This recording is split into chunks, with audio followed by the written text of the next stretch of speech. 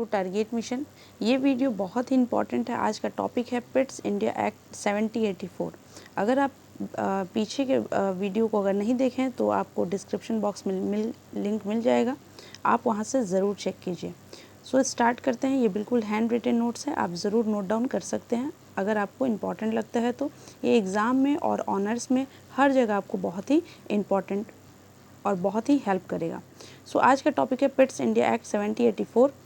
देखिए, Pitt's India act 7084 क्यों लाया गया?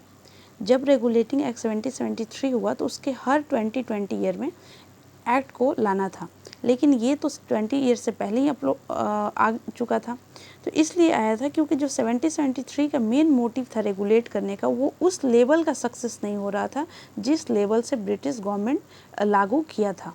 जैसे होता है ना कि हम लोग कोई काम कर रहे हैं बट वो उस वे से नहीं हो रहा है, तो हम क्या करते हैं कि हम नेक्स्ट का वेट नहीं करते हैं, हम उससे पहले ही कोई क्विक डिसीजन लेते हैं। तो एग्जैक्ट वही चीज़ है यहाँ पे पिट्स इंडिया एक्ट। तो चलिए स्टार्ट करते हैं, देखते हैं इसमें क्या है। इस एक्ट में पहला है इसमें सबसे important system of double government. यानी कि आपको याद होगा कि जैसे कि 1773 में जो रेगुलेटिंग एक्ट था 1773, उसमें बनाया गया था code of director. Code of director इसलिए बनाया गया था, ईस्ट इंडिया कंपनी की तरफ से था, यानी कि वो मैनेज करता था कमर्शियल अफेयर और जो भी प्रॉब्लम है, जो भी रेवेन्यू है, वो सब कुछ बताता था किसको, ब्रिटिश में जो बोर्ड कोड ऑफ डायरेक्टर के जो हेड हुआ करते थे। लेकिन ये वर्क उस लेवल से नहीं था जिस लेवल से इसको करना चाहिए। तो इस टाइम इस जो पिट्स इंडिया एक्ट 7084 है, इसमें सबसे इम्पॉर्टेंट अगर कुछ हुआ तो सबसे पहले एक बोर्ड बनाया गया था, बोर्ड ऑफ कंट्रोल। ऐसे याद कर सकते हैं, बी से ब्रिटिश और बी से बोर्ड ऑफ कंट्रोल, सी से कोड ऑफ डायरेक्टर और सी से कंपनी। यानी कि कंपनी की तरफ से कोड ऑफ डायरेक्टर ऑलरेडी बनाया गया था और इस एक्ट से बोर्ड ऑफ कंट्रोल बनाया गया। ये क्यों बनाया गया? ये मैनेज करने के लिए पॉलिटिकल अफेयर को, यानी कि डायरेक्ट क्राउन की तरफ से लाया गया और ईस्ट इंडिया कंपनी की तरफ से था कोड ऑफ डायरेक्टर। यानी कि यहाँ पे बिल्कुल सेपरेट हो गया, यानी कि पैसा कौन देखेगा? Code of director. लेकिन जो सबसे इंपॉर्टेंट चीज़ है वो है पावर, यानी कि पॉलिटिकल अफेयर कौन देखेगा? Board of control.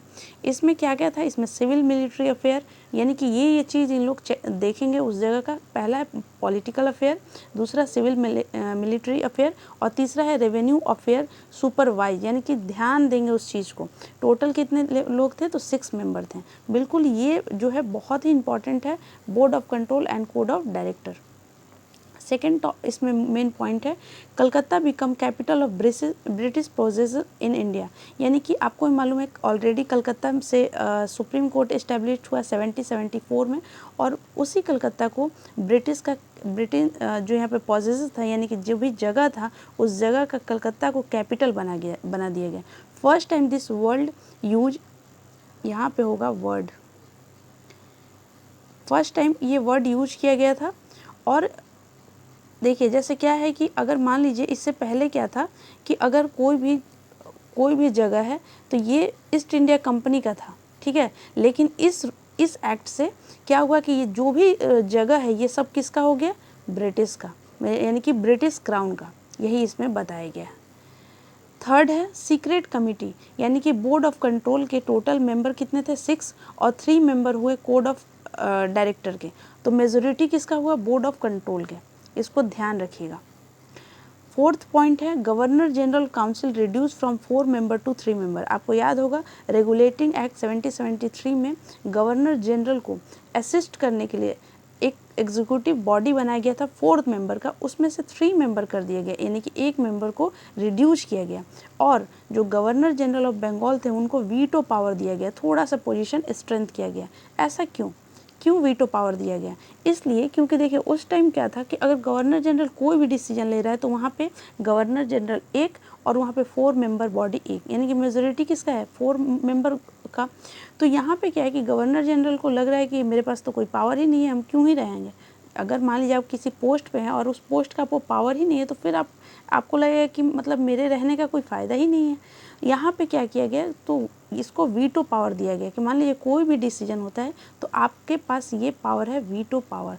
तो मतलब यहाँ पे गवर्नर जनरल को एक सिर्फ लॉलीपॉप पकड़ा दिया गया, मतलब ये हाल था। 5th पॉइंट है British government direct control over Indian administration East India company subordinate to crown. ये बहुत इंपॉर्टेंट है, आपको बार बार पूछा जा सकता है कि कौन से एक्ट से ब्रिटिश जो गवर्नमेंट था वो हाई हुआ और जो ईस्ट इंडिया कंपनी था वो डाउन हुआ, यानी कि सब ऑर्डिनेट हुआ। बिल्कुल ध्यान रखिएगा, सब ऑर्डिनेट हुआ। So thank you so much. यही वीडियो था pets India act 7084। I hope आपको ये वीडियो अच्छा लगा हो। थोड़ा प्रयास हम भी कर रहे हैं अपने तरफ से और थोड़ा प्रयास आप भी कीजिए। मुझे भरोसा है कि आप लोग ज़रूर ही सपोर्ट करिएगा और पूरे पॉलिटिकल साइंस यानी कि पूरे इंडियन पॉलिटी यानी कि पूरे लक्ष्मीकांत के नोट्स ये आपको हैंड रिटन हम प्रोवाइड कर सकें। इसलिए प्लीज़ सपोर्ट करिए इस चैनल को और ज़्यादा से ज़्यादा शेयर कीजिए अपने दोस्तों के साथ जिन्हें नोट्स बनाने में प्रॉब्लम होता है। So thank you so much, wish you all the best.